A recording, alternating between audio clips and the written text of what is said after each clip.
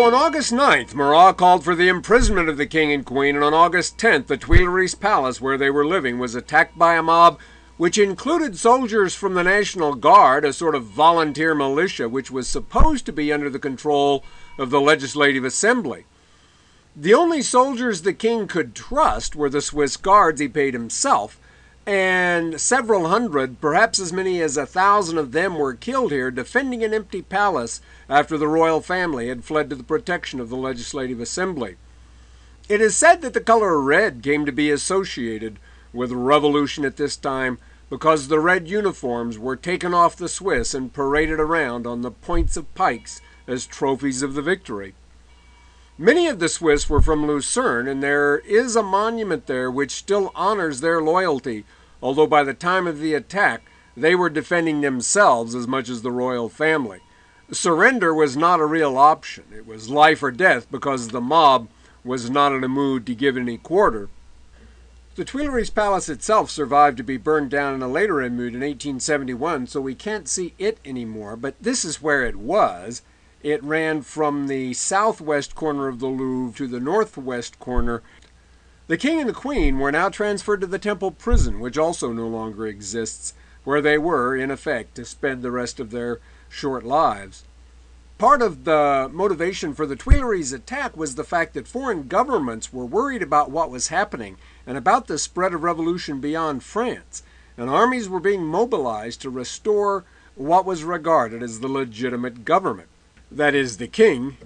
On August 19th, the Prussian and emigre army led by the Duke of Brunswick crossed the border into France.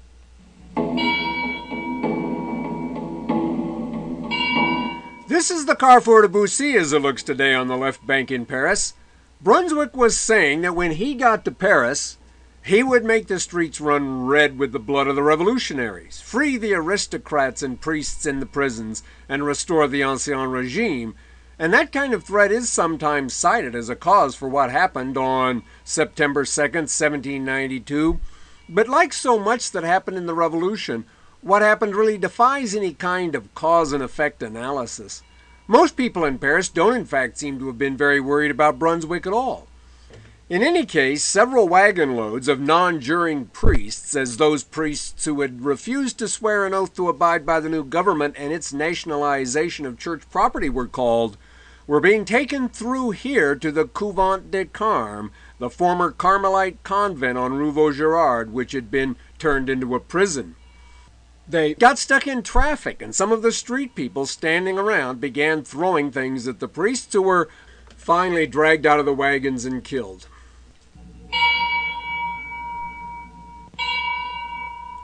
A growing mob then made its way to the Couvent des Carmes itself and killed the 100 or so inmates, again mostly priests whom they found there. The Couvent des Carmes has changed little since the Revolution, and it was in that courtyard you see in this picture that most of the executions here were carried out, although apparently some prisoners escaped over the wall on the near side. Similar massacres, the September Massacres as they are called, continued over the next 4 days at the prisons of La Force and the Abbaye, which used to be where Place Saint-Germain is now, and elsewhere. Altogether, probably about 1,000, only a handful of whom were aristocrats, died in this outburst. Napoleon was in Paris at the time, and to his credit, and despite his own sympathy for the revolution, he found the September massacres appalling. Marat thought all this was wonderful and tried to claim credit for it.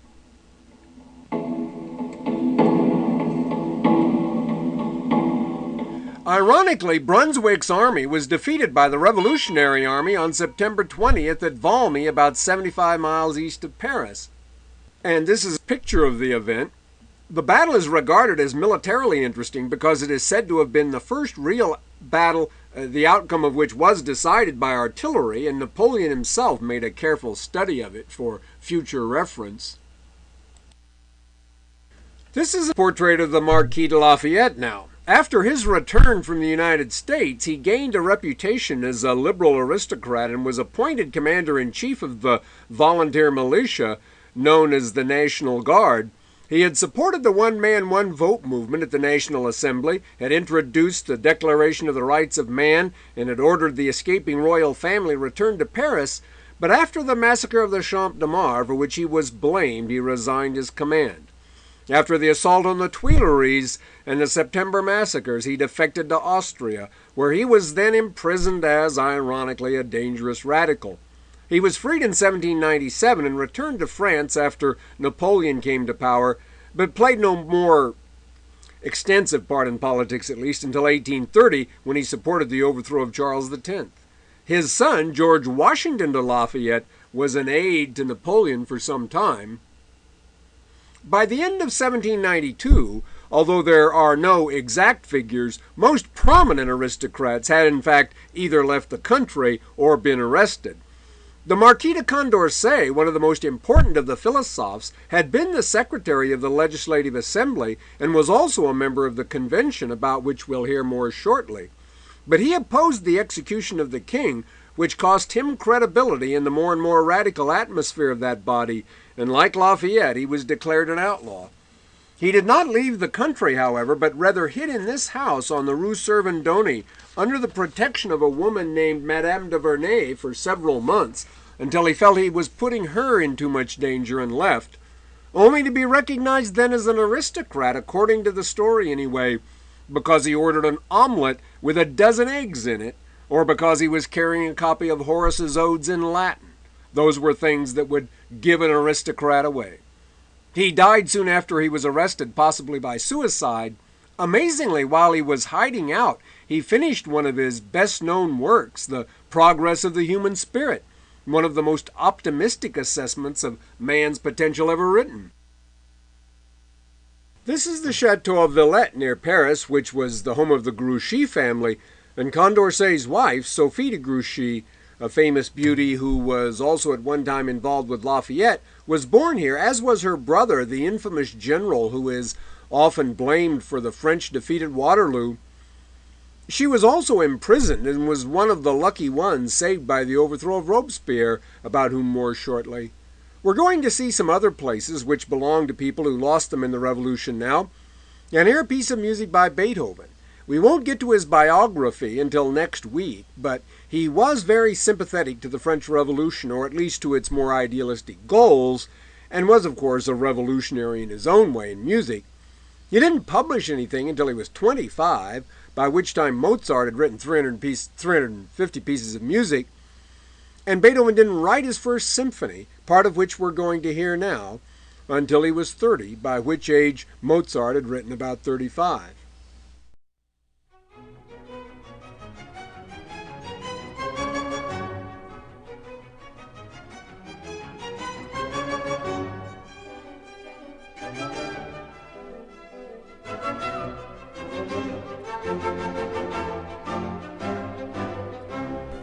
This is the Chateau of Montgeoffroy, which was the home of the Marquis de Cantade, who died fighting with the émigré army, and who had been a good friend of Marmontel, who frequently visited here.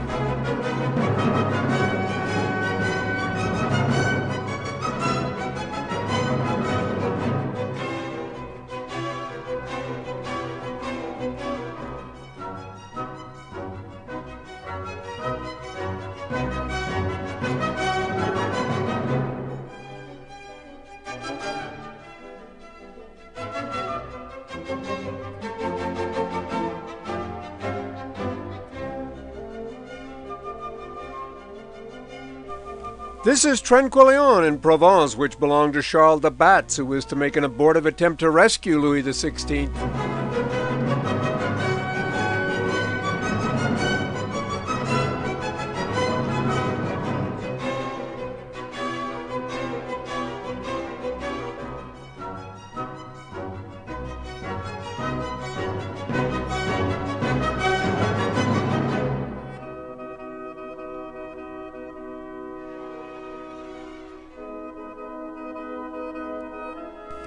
This is Canon in Normandy, which was the home of the Beaumont family, the members of which were good friends of the Comte d'Artois, Louis XVI's brother, who was one of the first to see how things were going and leave the country, and so survived to become Charles X and get overthrown himself in 1830.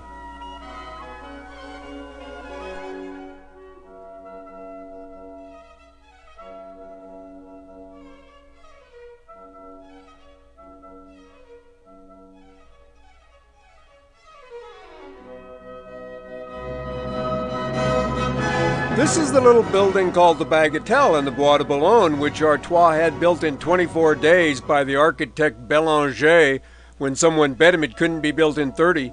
It was turned into a tavern in the Revolution and was later the residence of Sir Richard Wallace, whose art collection is still to be seen in his London mansion. This is the Chateau de Rochambeau in the Loire Valley, which was the home of the Comte de Rochambeau, who fought with Lafayette on the American side in our revolution, but who stayed in France too long and was scheduled for execution on July 27, 1794. But apparently the tumbril carrying him to the guillotine broke down and he was taken back to the conciergerie, and the next day Robespierre was overthrown and he was freed. This now is the Rue Saint-Honoré looking east, and today it's a one-way street in that direction. But in the 1790s it was, in a different sense, a one-way street coming this way, coming west. Those who were guillotined in the Place de la Concorde were brought across the Pont au Change from the Conciergerie, down the Rue Saint-Honoré here, and then south on Rue Royale to the Place.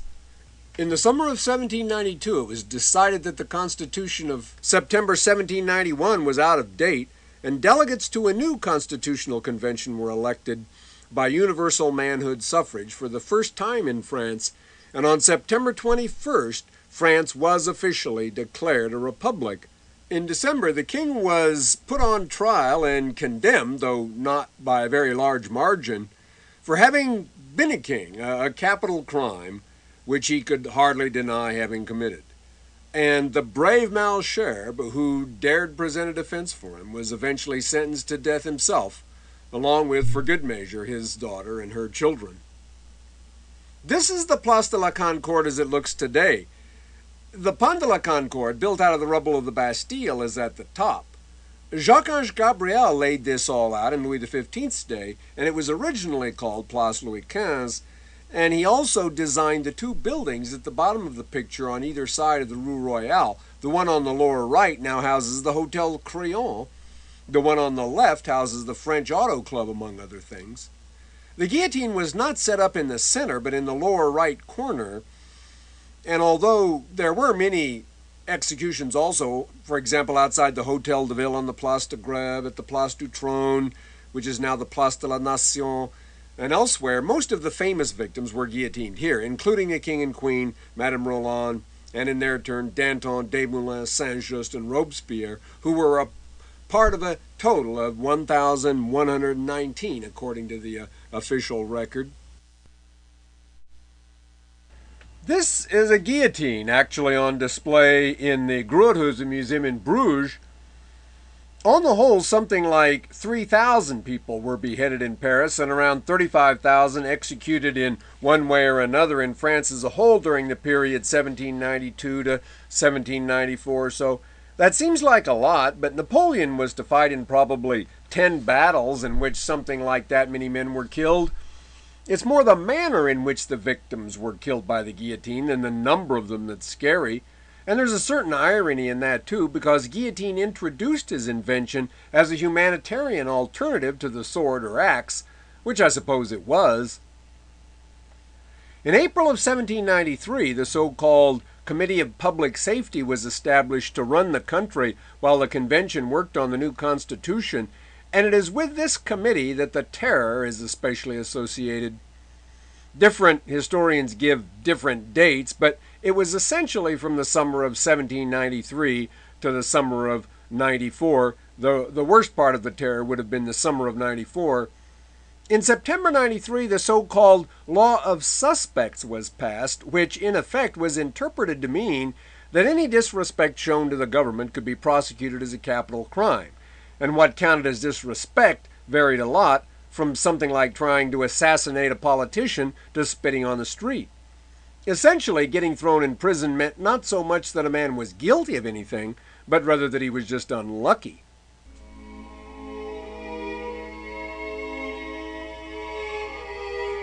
This is a picture of the Conciergerie itself now, and it's essentially the same building which was there in the Revolution.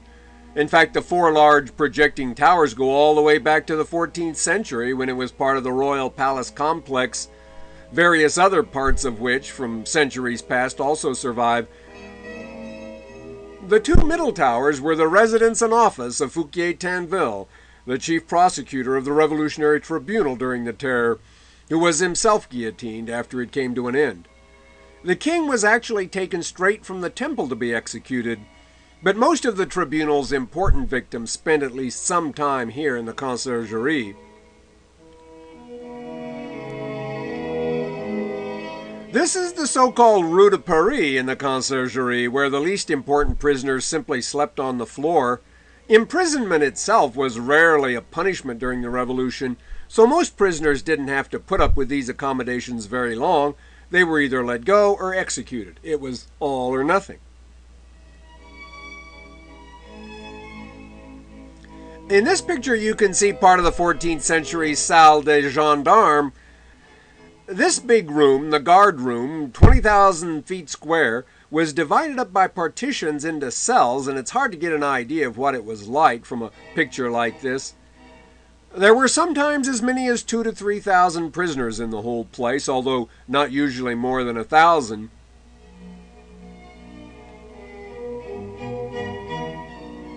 In this picture you can see the elegant staircase which leads up to the former palace, of which this was in effect the basement.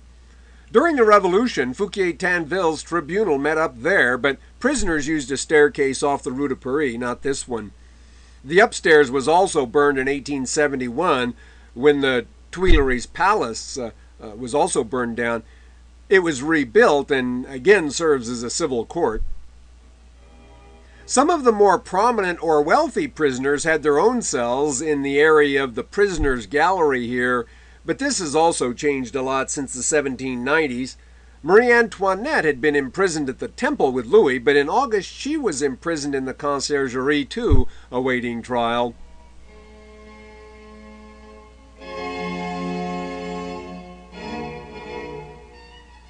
And this is the cell which is said at least to have been hers. She was blamed by the people of Paris for having urged her brother, the Emperor Leopold II, to join the Prussians and other counter-revolutionary forces, and consequently for the invasion of France by the Duke of Brunswick, and there's no doubt she did support that effort, which in retrospect, since it failed completely, was foolish. But as the most aristocratic of the still available aristocrats, she was doomed regardless of how any charge of treason was regarded. She had apparently turned down what chances she'd had to escape, because the escape of her children could not be guaranteed. Jacques-Louis David, the important painter who was also a member of the convention government and voted for her death, as well as the death of the king, made this sketch of her sitting in the wagon awaiting execution. I think it's fair to say that David was a great painter. We'll see a lot of his work next week, but he left something to be desired in sensitivity as a human being, I guess. A few days after the Queen was executed, she was followed by 22 of the Gerondons, who are said to have been imprisoned in this cell since turned into a chapel. These men, from the département of the Gironde, where Bordeaux is in the southwest, are usually considered to have been the moderates of the convention, but they were in any case opposed to the domination of it by the radicals of Paris like Marat, whom they tried to have prosecuted for advocating murder and dictatorship. When this attempt failed, Marat was then able to have them arrested, and they were guillotined October 31st. Marat himself did not live to enjoy the deaths of the Queen and the Girondins, however.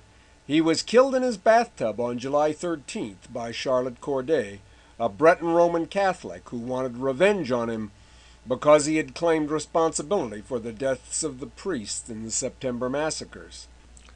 This is his political ally, the painter Jacques-Louis David's tribute to him.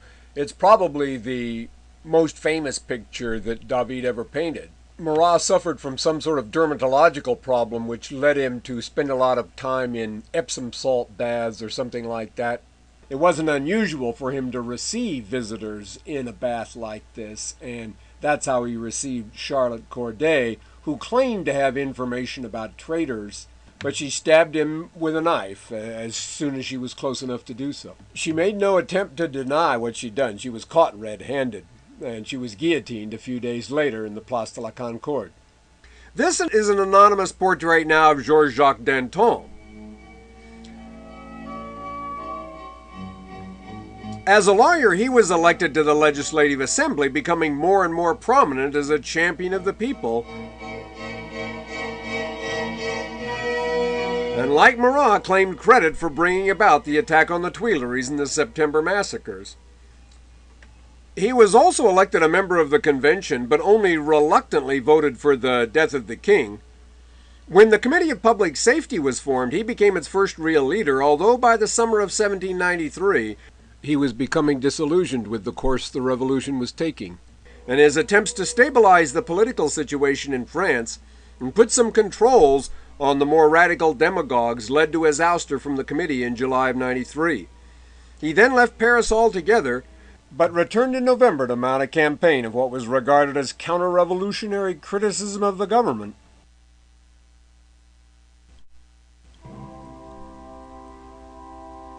At the beginning of 1794, he and Camille Desmoulins, who had, one might claim, started the revolution with his speech before the fall of the Bastille, began publishing their views in the latter's newspaper, Le Vieux Cordelier, and this led to their arrest at the end of March. This statue of Danton, where his Paris residence used to be on the Boulevard Saint-Germain, is the only one in Paris which honors one of the major revolutionaries. Danton certainly had his faults, but he was among the first to get some perspective on what was happening and suggest that simply killing anyone who opposed the views of the government was hardly consistent with the revolutionary goals of liberty, equality, and fraternity. He was a charismatic speaker and might have talked himself out of a death sentence, but the tribunal was under the control of his enemies. Robespierre, who he said didn't have enough sense to boil an egg, Saint-Just, and the prosecutor Fouquier-Tinville, who interrupted his defense with the charge that he'd insulted the government and that enough testimony had been heard anyway. On his way to the scaffold, Danton was sketched by his former friend Jacques-Louis David. Desmoulins lost his composure when he faced the guillotine, but Danton maintained his dignity and told the executioner to be sure to show his head to the crowd. It should, he said, be worth seeing. This is a portrait by Jacques-Louis David now of someone he liked, Antoine Louis de Saint-Just, the youngest member of the Committee of Public Safety, who was at first one of the more moderate and idealistic of those in the convention, but who rapidly became known as one of the most bloodthirsty and sanctimonious. We must kill not only traitors, he said, but those who are not enthusiastic. There are only two kinds of citizens, the good and the bad, and to the bad the Republic owes only death. The ship of the Revolution, he went on to say, could only float on an ocean of blood. But Saint-Just's own little boat was to sink very soon. The Hotel Robespierre on the left side of the Rue Saint-Honoré occupies the apartment house where Robespierre himself lived during the Revolution, and from which he presumably could have gotten a good view of his enemies on their way to the guillotine, although his rooms were apparently on the courtyard off the street. Like most of the other revolutionaries, he did not profit from his position in the government and lived in this place even as the dictator of France. It's scary how many people can have very good and very bad ideas at the same time. Robespierre, I think, was a bit like the apparently virtuous next-door neighbor who suddenly turns out to be a serial killer. And it's hard to kill lots of people, hundreds, or be blamed for their deaths at least, without making a few enemies. And by the summer of 1794, Robespierre had more than a few. He was maybe not as overtly bloodthirsty as others, and certainly advocated, as I say, many good things, but his part in the wholesale executions of the Terror makes it hard to say anything nice about him. This is a portrait of him. It's anonymous. In July of 1794, he made an enemy of Joseph Fouché, a man who was to be one of the most successful survivors in the revolutionary storm of wrecked lives and careers. Robespierre accused Fouché, in effect, of showing excessive revolutionary zeal, and the latter knew well enough what it meant to be accused of anything, even excessive zeal by Robespierre. He hit on the ploy of circulating what he claimed was a hit list of Robespierre's enemies, which immediately made him many allies. Robespierre, who had gotten wind of this, referred in his last speech before the convention to his many enemies, whom he would not name, but who he said knew who they were and the effect of this was to make him many more. No one knew for sure whether or not Robespierre had him in mind. Everyone was made to feel vulnerable, and on the next day, July 27th, when Saint-Just proposed to read a list of those indicted, Jean Lambert Tallien, who expected to hear his own name read and whose mistress was already scheduled to go to the guillotine, interrupted him. Someone else then shouted a demand for the arrest of Robespierre on the charge of threatening the government, and then the dike opened. Robespierre, his brother Augustin, Saint-Just, and other close associates of Robespierre were arrested and taken to the Luxembourg jail, but they were moved on the authority of Fleuriot-Lescaut, the mayor of Paris, to the Hotel de Ville here to be held in protective custody. The convention appointed Paul Barras then to take a force of gendarmes to rearrest them. And when this force arrived, Joseph Labat, one of those arrested, shot himself. Augustin Robespierre threw himself out of a window in an attempted suicide, and Robespierre apparently tried to kill himself but only succeeded in breaking his jaw with a bullet.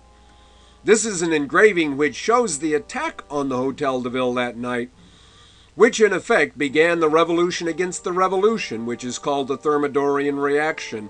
In the revolutionary calendar, July was the month of Thermidor, the hot month. The day after his rearrest at the Hotel de Ville, Robespierre was guillotined himself, and this is another sketch by Jacques-Louis David, showing him on his way, a bandage around his lower face. The convention would stagger on for another year or so before a new constitution, the third in 4 years, would be created, and a new government to go with it, the Directory, which will be overthrown in its turn by Napoleon.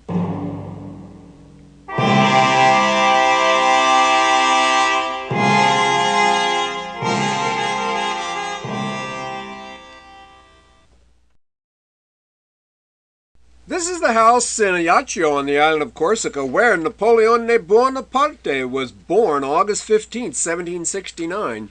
After the French bought Corsica from Genoa back in 1768, there was a rebellion against the new landlords, which was actually a continuation of a rebellion against Genoa that had been going on for years, led by a fellow named Pasquale Paoli. And one of his chief lieutenants was Carlo Bonaparte, Napoleon's father. The rebellion was repressed when 30,000 French landed on the island, and England offered asylum to Paoli and Carlo Bonaparte, to a large extent because James Boswell had championed their cause. Johnson even referred to Boswell occasionally as the Corsican. Carlo Bonaparte, however, made his peace with the French and was made a baron.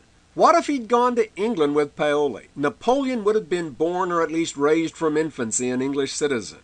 But what might have happened then is a subject more fit for psychics than historians.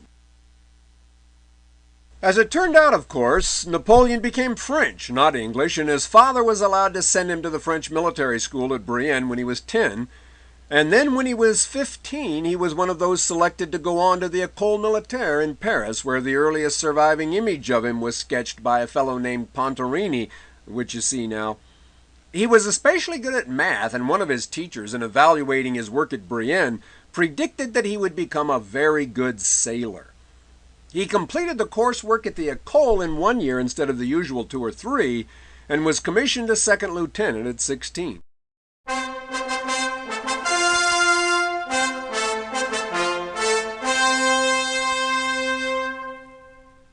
This is the École Militaire as it looks today. It was founded, apparently on the suggestion of Madame de Pompadour in Louis XV's day, to serve as a training school for future officers. Closed during the Revolution because of its royal connection, it was later reopened and is now again a school of military science.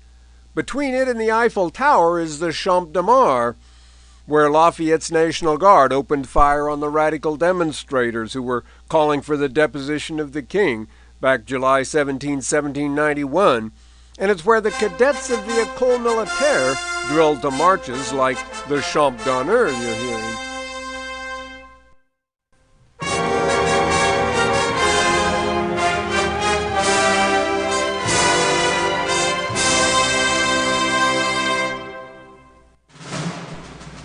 Now you're looking back from the Eiffel Tower to the École.